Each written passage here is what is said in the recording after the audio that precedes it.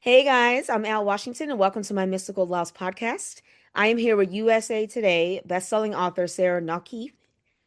Um, and we're going to talk about her latest series, the Ella Bloom Mysteries. And I'm going to go ahead and pass this mic over to Sarah so she can introduce herself to everybody. Wonderful. Well, thanks for having me. This is really exciting to be here and sharing books and ideas with you. Like you said, I'm Sarah Noffke. I'm a urban fantasy writer. More recently, I have dove into the paranormal cozy mystery, which I think is very adjacent to what I've done in the past, so it doesn't feel completely new. And I've been doing this for about 10 years.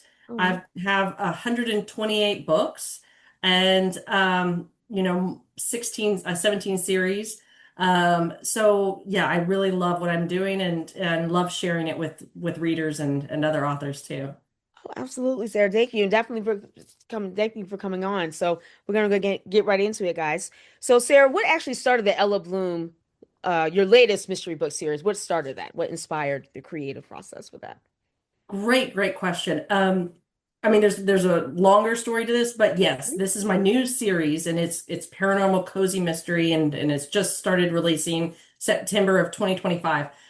So we're kind of in our infancy, as I like to think of it. Okay. But anyways, it's about a girl that comes to this small town that had magic. It doesn't have magic anymore, and she's just there for, this part-time gig and to really put a pause on all of the demands in Los Angeles. So she's come to it's kind of like the Big Bear area of, California. But Right. anyways, the idea came to me really based on the detective that she goes to work for, and his name is Malcolm Fox, and he's a paranormal detective, but he doesn't have a memory of it.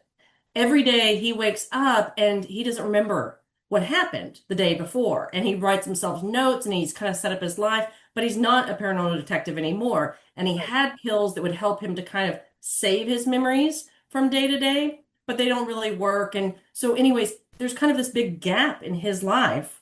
And Ella shows up and she's there to help him to remember it and to get back the magic and to really get Gloamington back to where it used to be or to a new place. But anyways, the idea came to me when I myself was at a writers conference and somebody walked up to me at the same time I was taking a vitamin Uh-huh. and I went to go put it in my mouth as I was meeting them. And I thought, what if there was a character and he didn't have a memory unless he took a pill to save that memory? Like he wouldn't remember the Right. person that he was just introduced to.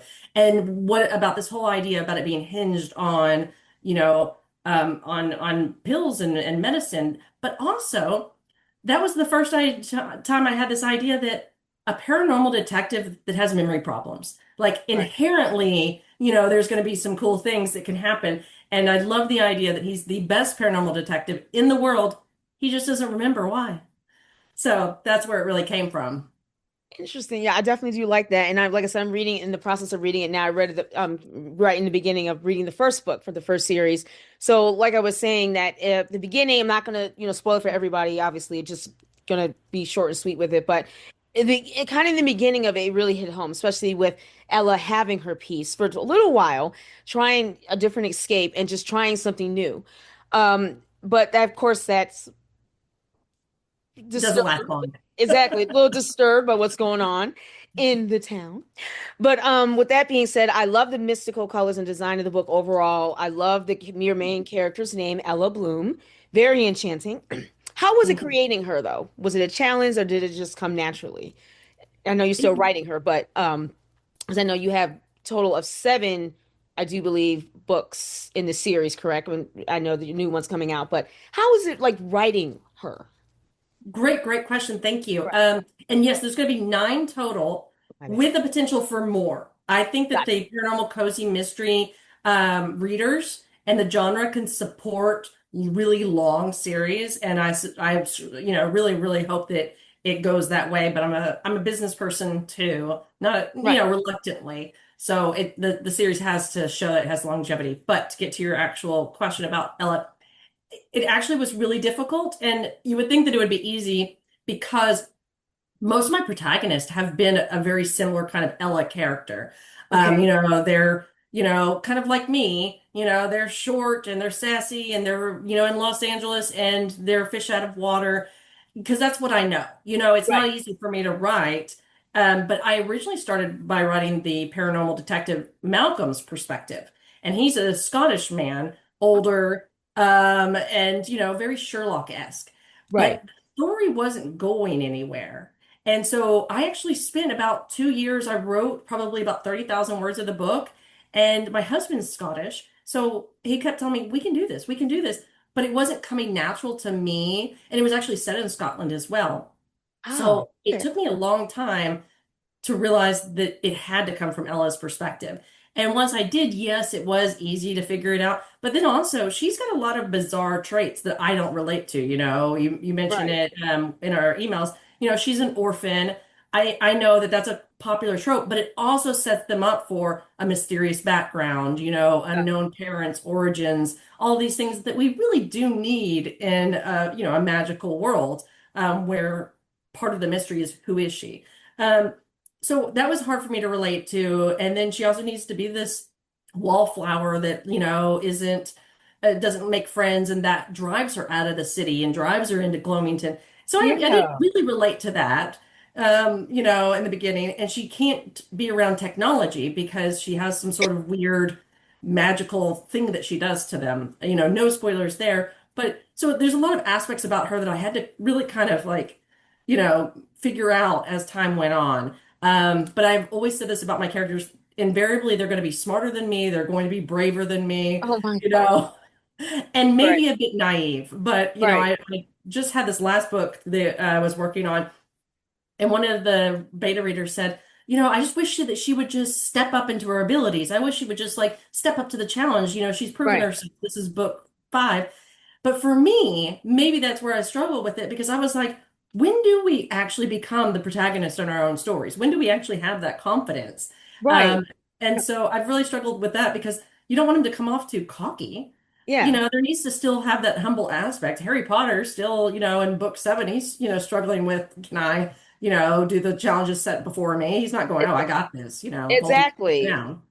Exactly. So Like throw ourselves in there. Exactly. But I love how you set up the world in Gloamington. Like I know everybody in Los Angeles, is the big city. Oh my God, everybody wants to go. City of Dreams, yeah, yeah, whatever. But I love how the world that you set up to Gloamington with the mountains and it's peaceful. Maybe I'm saying this because we're both writers and I love having that peace and solitude. So just love that transition, especially with the magical world that you have set up for it so far. So I thank you. Well, it's supposed to be this nice dichotomy. And I mean, I'm not far from Los Angeles in my current home, right. but also I wouldn't live in Los Angeles if I had a choice because it is too loud, too gritty, too much of everything.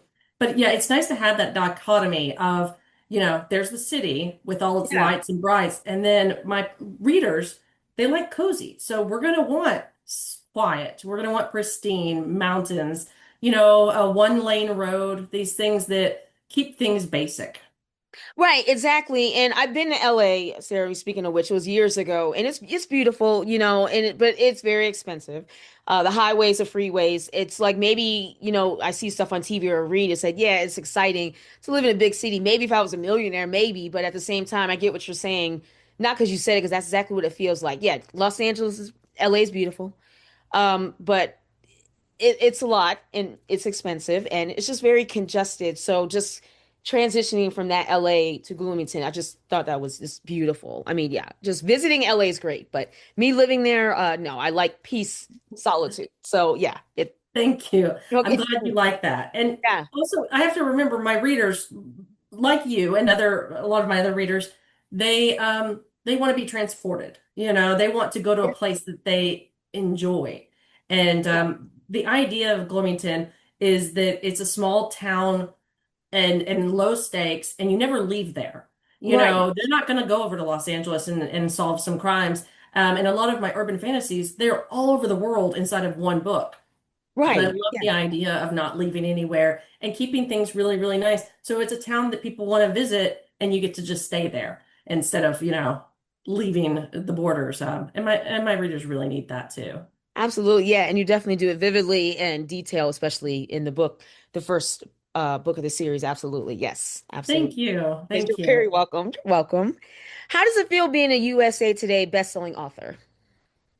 Wow.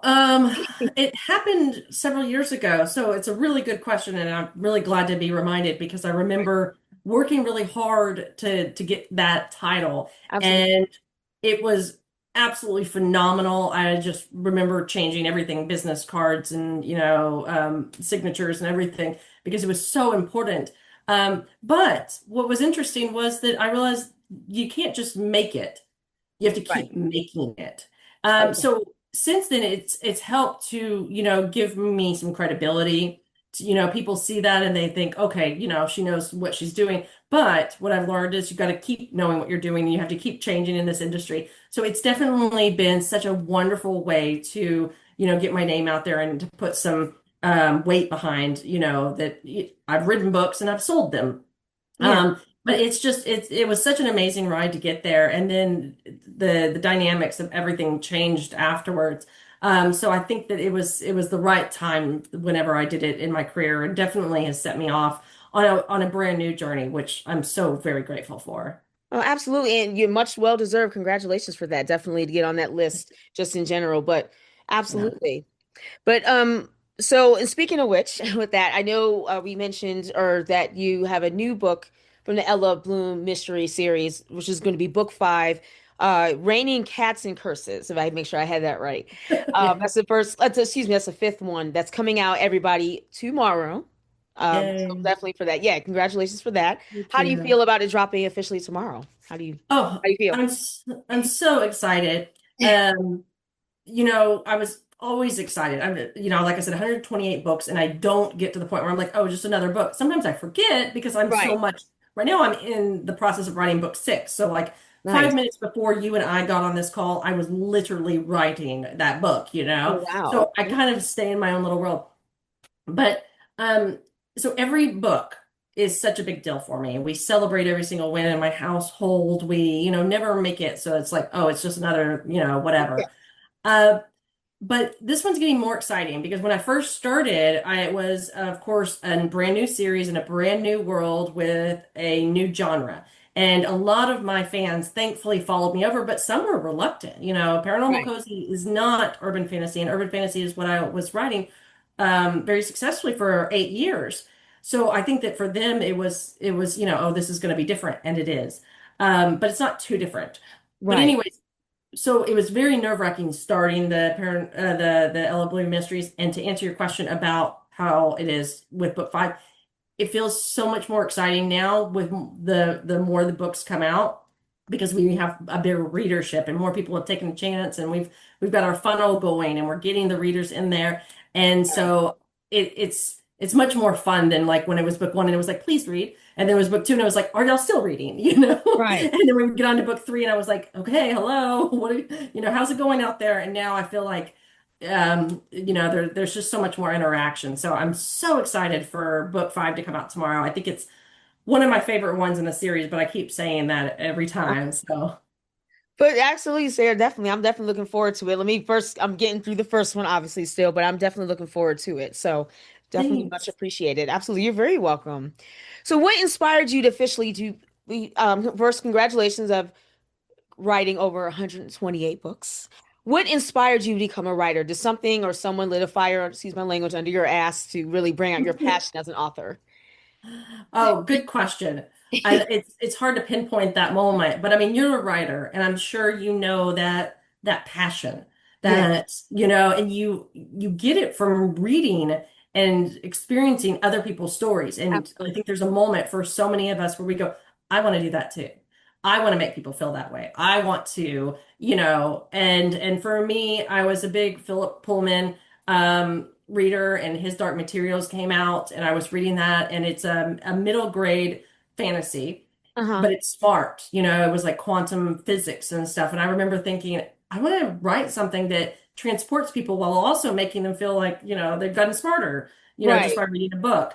Yeah. So I remember that being one of the critical moments for me. But just growing up, like I have like my old plays, my old poetry. I wrote the worst poetry, like up until I was like 25 years old. Oh, Um, but I always had this drive to write. I mean, whatever it was, I had to do something.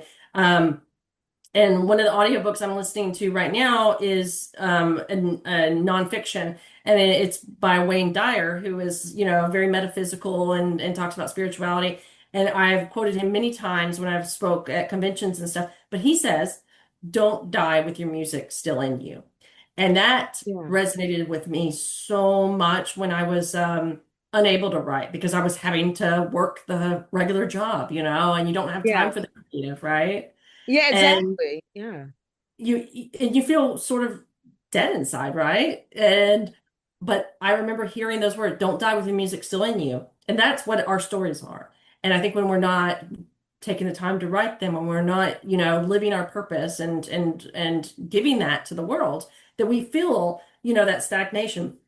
So for me, it's all of those different moments that are like, you've got to tell your stories. And obviously it's hard. We do have to work the 9 to 5, and I've done it. I've been in business and administration. I can tell you can relate.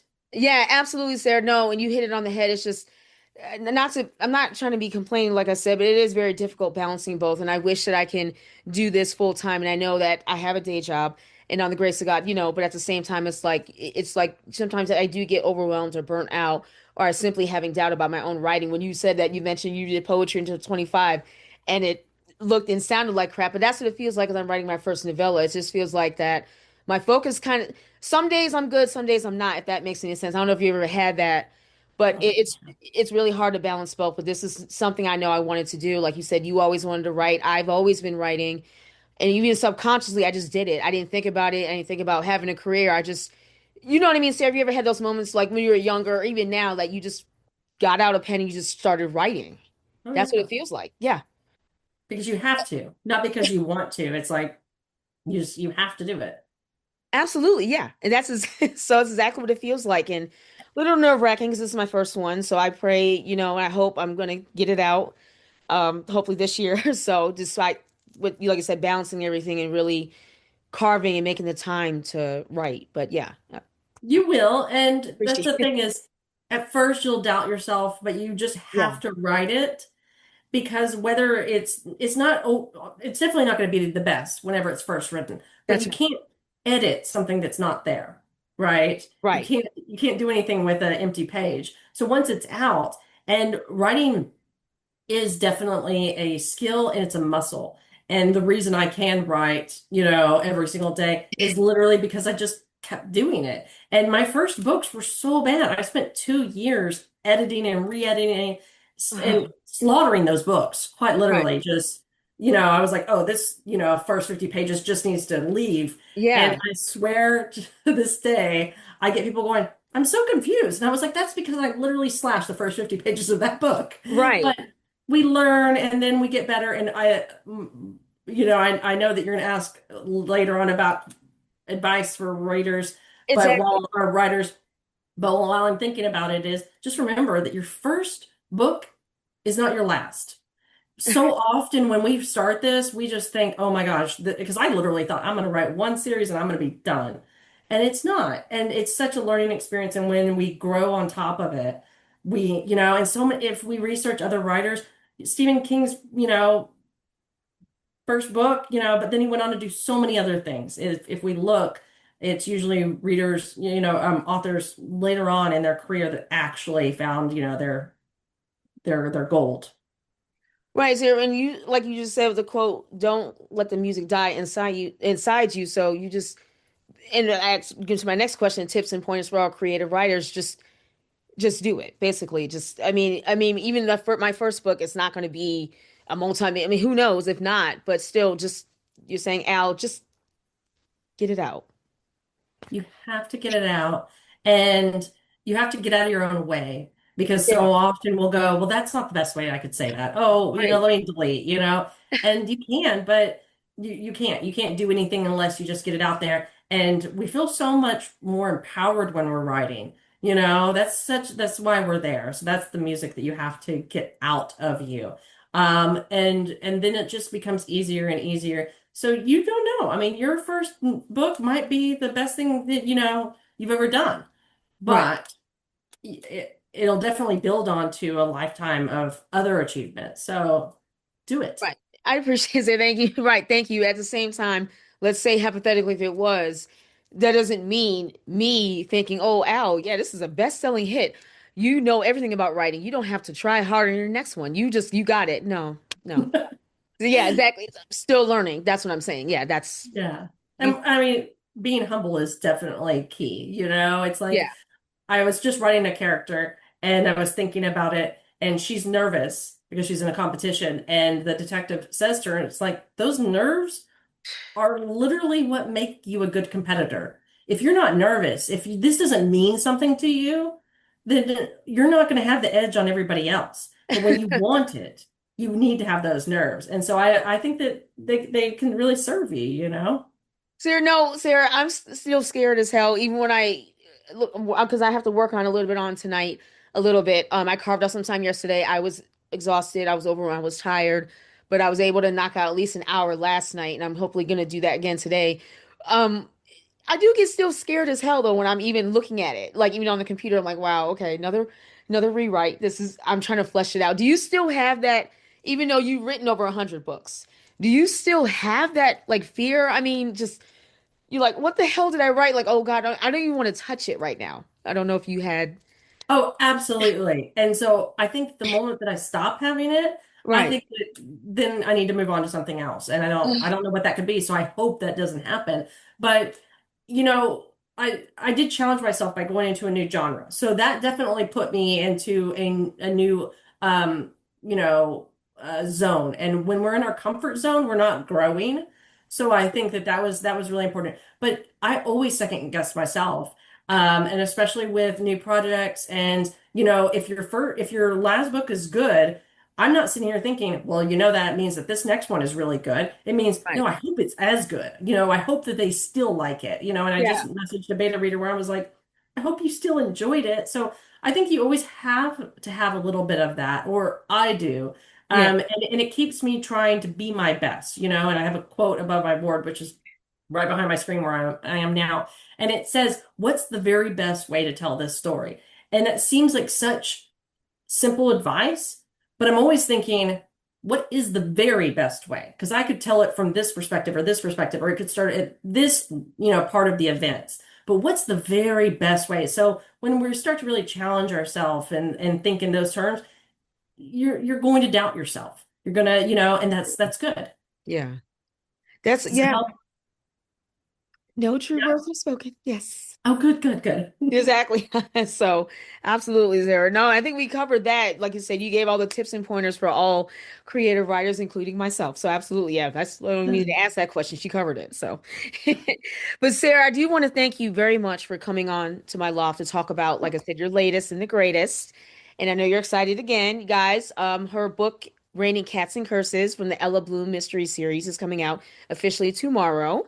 So, Sarah, with that being said, did you want to let everybody know where they can find you, your website, Amazon, and just kind of let them know where they can find Oh, you? thank you so much, and You're I appreciate the opportunity. welcome.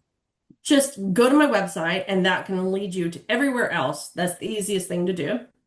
And it's my first and last name, Sarah Noffke, Noffke, .com. And so from there, it'll take you to Amazon for most of my books. I'm exclusive with that and Kindle Unlimited. And there's audiobooks, and my books are available in German and Portuguese and Dutch and all sorts of things. So, but from there, it'll just shoot you off into the web, and you can find it. So, and then you can always send me an email, if you have questions, or you need help navigating, because I also have reading guides on there, because I do have 128 books and 17 series. So sometimes it's like, where do I start? And my question back to readers is, what are you interested in? Because I write about everything from detectives to dragons. So Yeah, no, that's right. Okay, definitely, Sarah. So thank you very much, Sarah. And guys, thank thank you you. for hanging out with me and Sarah as we talking about her latest and the greatest. And I will see you guys next time. Bye. Thank you. You're very welcome.